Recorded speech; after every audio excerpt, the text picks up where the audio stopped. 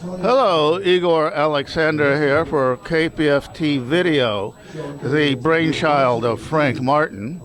And we're here talking to David Crossley, who is associated with KPFT Radio as a general manager back in the mid-70s. 1971, for all of 1971. All right. And I was a development director there, 77, 79. And David is a very interesting person. For instance, he's had, I believe, 3 of the most interesting college roommates I could imagine. Tell us about them. Well, actually, my college roommate was Gilbert Shelton. Yes, fabulous Furry Freak Brothers and Wonder Warthog, all that.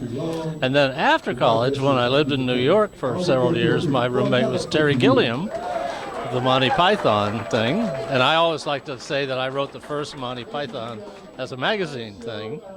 Wow. And then I guess the third person you must be talking about would be R. Crumb, who came and stayed with us for a while. So, yeah, mixed up with the bad guys. Yes. Well, Gilbert Shelton, Robert Crumb were big heroes of mine growing up in San Francisco. Robert Crumb, you could see him walking around every now and then going to gigs with his cheap suit serenaders. I remember that. I mean, I love the comics, but he also was a sort of roots music aficionado. Yeah. When I knew him, he was actually working for American greeting cards, is that right? Something like that. He was doing greeting cards, and you can imagine what his imagination was doing to the greeting cards, the Hallmark kind of stuff, that didn't work for him, but he tried so hard. It was hilarious. But I remember that's what he was doing, sitting around the apartment writing all these stupid greeting cards. That's amazing. How do you end up with such interesting roommates? I don't know, and then lose track of them, really. I mean, I had a phone call with Gilbert Shelton about 3 years ago. I mean, he's in Paris now, and a friend of mine has kept up with him, and so anyway, we talked, and he's apparently very famous, and he still does rip-off comics and Zap or whatever they are. Still does all that stuff. Yeah.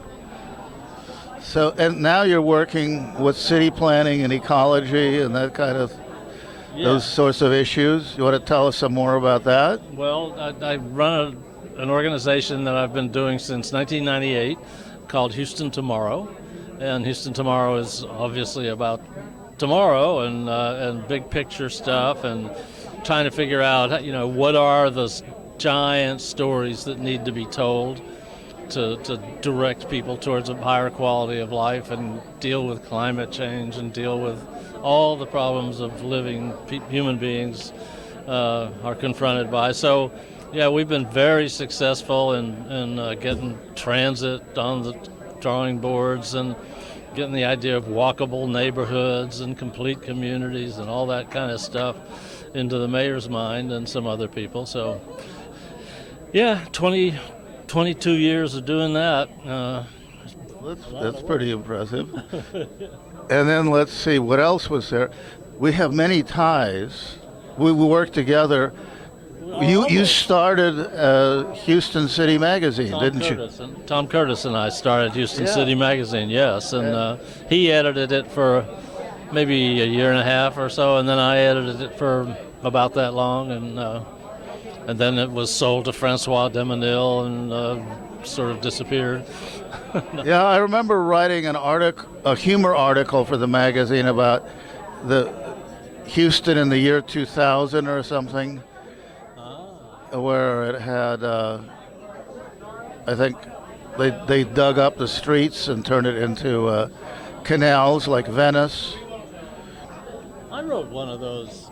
I wrote one about, I don't remember what it was called, but it was Houston maybe 2020. It was something like that.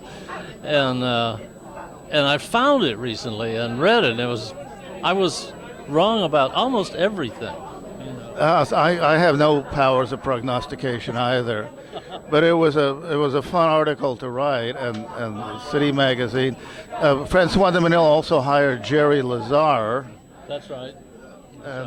Did you work with Jerry? Well, I knew Jerry from where? Why did I know Jerry? I mean, I knew him pretty well from something. Maybe we worked together while I was still the editor. I guess that's right. And he wrote some things for us then. Yeah. But Jerry was one of those, there were some incredible people who worked for City Magazine, I mean, just incredible. Some of them went on to, do big things in magazines and so on, but yeah, it's been a pretty fun sort of media career all along, and I'm remembering how we did things. I was looking at the folio up on the wall here, and remembering that I think I came on to KPFT as a volunteer to do the program guide, and I think I did the next one. This one that's up on the wall was just before I came there. Okay. And I remember it was this great, it was this huge one sheet of paper that it was like 3 by 4, this huge thing, and you had to unfold it, and it was fun to work on when because when I was development director, I also was editor of the program guide, and I remember for the first issue under my control, I borrowed a page from Citizen Kane and published a statement of principles on the front page. Do you remember that? No, I don't. Oh, never mind. So that would have been what, 72 or 3? Or? No, that would have been maybe April of 77. Oh, well. Okay, it looks like we're running out of time, though. Okay. So we won't talk about your ex-wife. No, let's not do that. Okay, but let's just be glad that KPFT's made 50 years is unreal. Yeah. To think about that, and it just I don't know. It makes you feel. I've got 2 or 3 things like that actually succeeded for 50 years that I was involved with at some point, Not that I not necessarily had anything to do with that, but it's incredible, that you can get involved with something and look around 50 years later and it's still there. No, it's wonderful to.